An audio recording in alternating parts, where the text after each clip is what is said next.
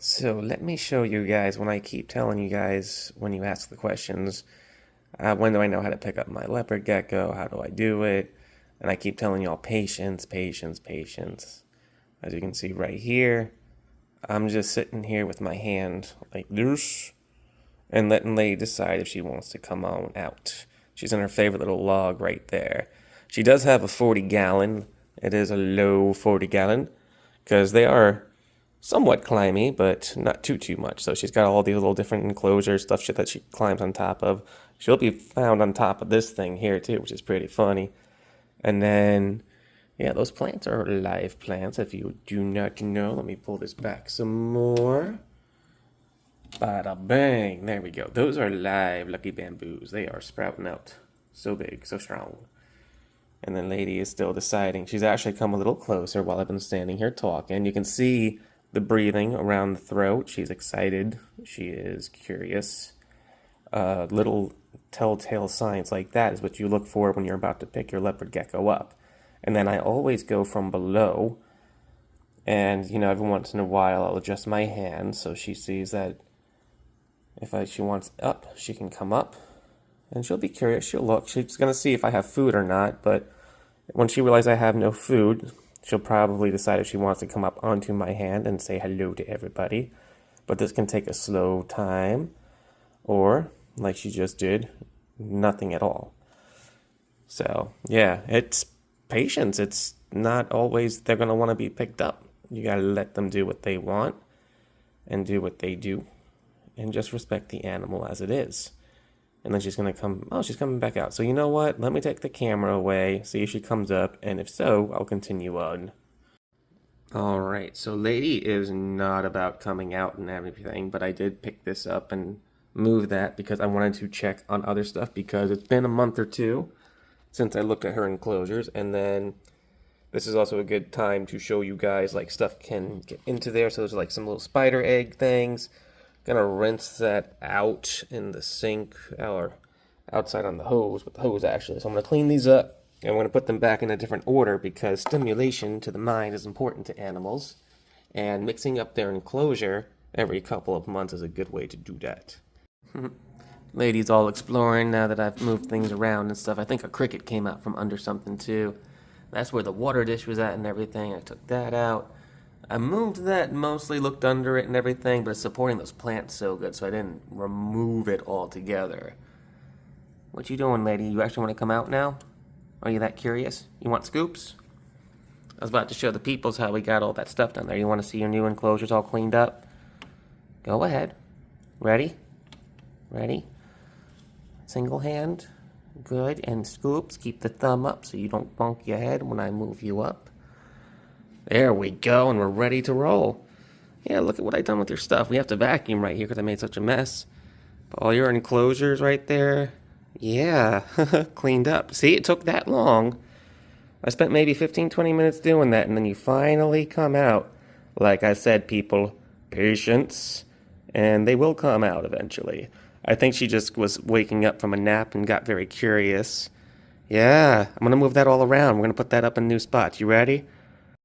As I started setting stuff in, she came running back in. She's curious about what's going on. So what I'm going to do here is I'm moving the hides around. That rock that used to be over what's the heating pad over here, because that's a heating pad and this is a heat emitter. They're offset, so there's not one above one another. And I have this thermometer thing that's right there and everything and whatnot. It's always been the same, and I don't look at it as much, but if you are new to the tank, the hobby, any of that, what you want to do is make sure you have good equipment, some digital stuff. That stuff that they give you that's attached to the, like the sticky things that attach to the side of the tank, and some of just your basic mercury-looking thermometers. They're not going to be super duper accurate. Spot thermometers are amazing because you can just point it at the thing, and the little infrared beams, little dot deal, tells you a very accurate thing. The digital ones are good and helpful. Just make sure you keep up with them. And sometimes they will kind of fade out, or if the cord rips, it'll just be no good, because my old one that did have a cord and stuff, you can see this, it did break. There's actually a cord just like back there. That's just hanging. That was something that was there, but it got trimmed off. Mostly because I think that was back when I had the bunny and everything. And I just left that sitting there because it's just, you know, I honestly don't even worry about it.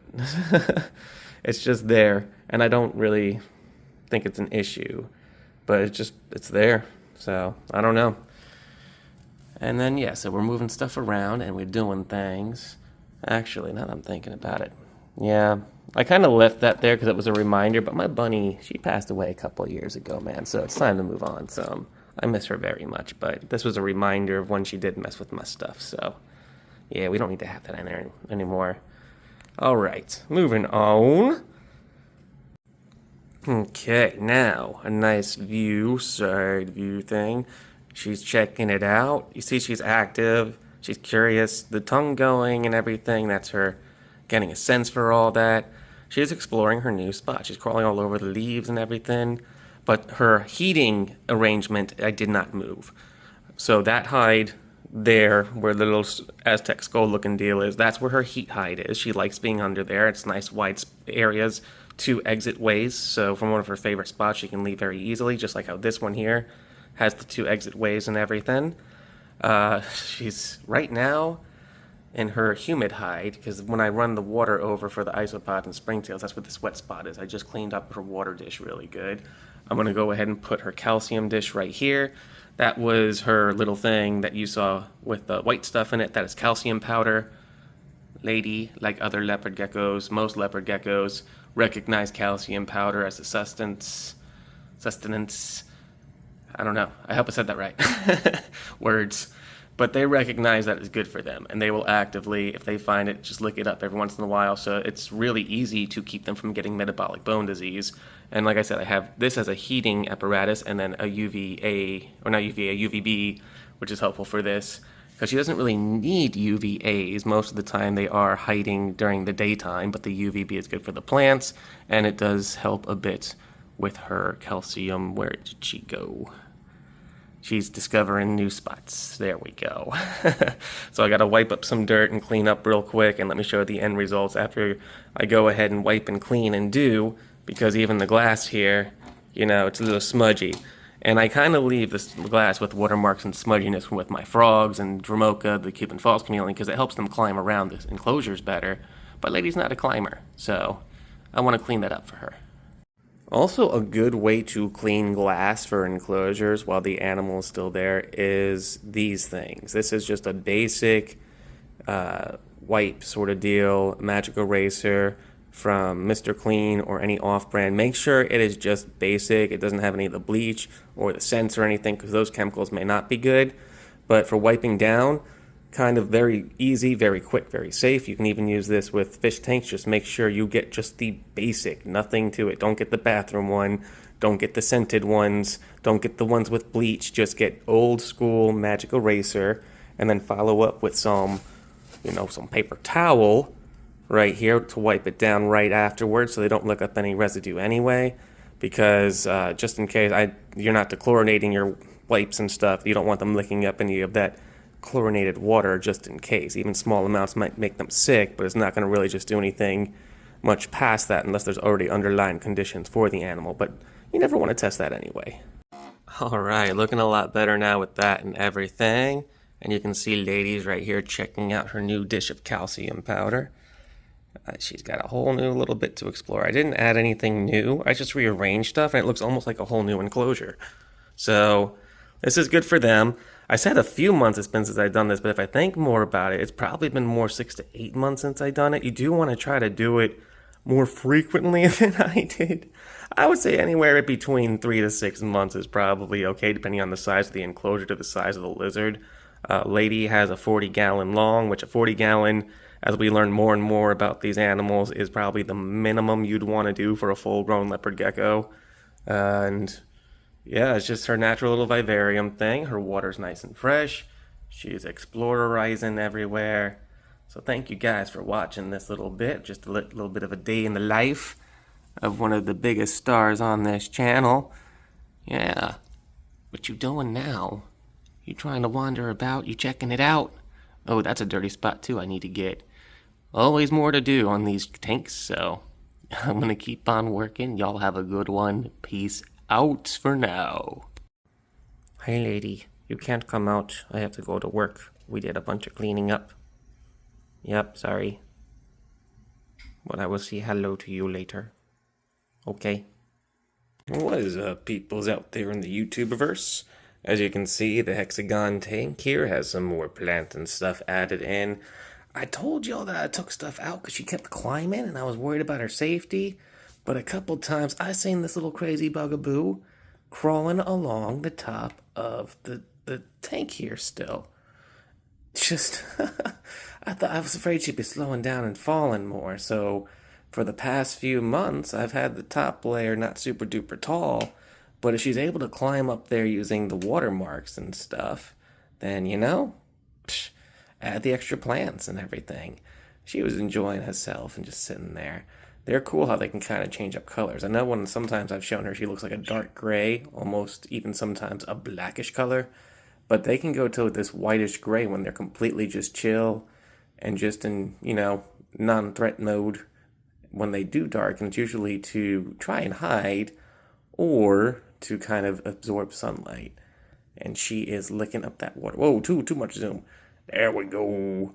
She's licking up that water. So she drinks water dripping as a Cuban false chameleon. If you had not known what this creature is yet, they are very, very chill, very not social with other lizards, but they're good with handling with people. So they're social with people, which makes them such good pets. But last time I saw, maybe about 5-6 years ago when I got her, when I was told she was already about a year old already and everything, she was about $100 at the store I got her from. So I don't know what the prices are for them now. I'd imagine it'd be $150 up to $200, maybe $100 still, depending on who you get from. I don't know. But they're very cool little creatures, and they're an anole species. And you'll find them native to South American rainforests, but in North America, they are not found. We have the tiny little green anole species of creature. They are much smaller. Like this gal right here can eat up an anole from North America easy. And they live about, 7 years, 8 years, give or take. She is about that age now, so that's an average, obviously. Reset the water. Okay, water reset. I'm squeezing a water bottle. I try to reuse my water bottles, and I don't really buy water bottles anymore or anything. I got these water bottles from work. There we go. Yeah, but she drinks dripping water, and she is a super chill little friend. Cuban false chameleons are very much easy to take care of. You do want to keep them kind of not in groups. It could cause, a bit of stress and stuff. They like to be alone. So she has this nice big old, kind of hexagonal shaped.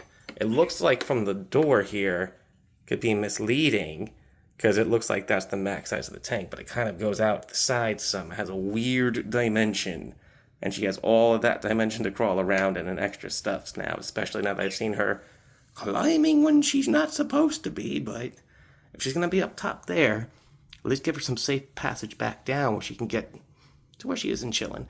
And I don't think she's done drinking yet, so I'm going to go ahead and keep watering her for now, guys. Y'all have a good one. Peace out. And she is doing absolutely good with her no plants and stuff. She's got those calm colorings, but she's kind of darkening because she don't like the camera too much. So I'm going to back up a little bit and let her enjoy her stuff a couple of days after she got it. She loves it, so that's great. Yep, that's right, birds. I don't know what you said, but it's probably correct.